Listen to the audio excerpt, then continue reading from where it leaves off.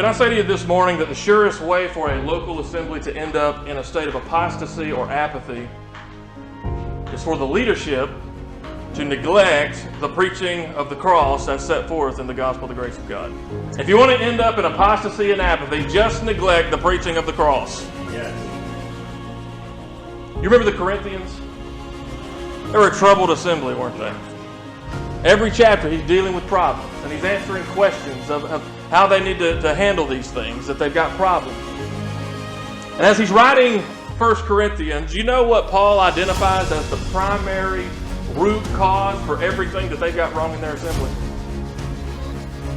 It was a neglect of the preaching of the cross, an esteem for the power and the wisdom of God found in that cross, and the authority that Paul was given for edification in connection with that preaching.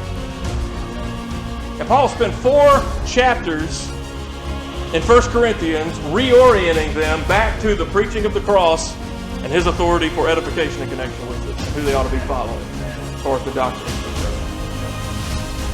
Because it's been 4 chapters. And he spends 4 chapters talking about that before he ever talks about any of their problems with fornication.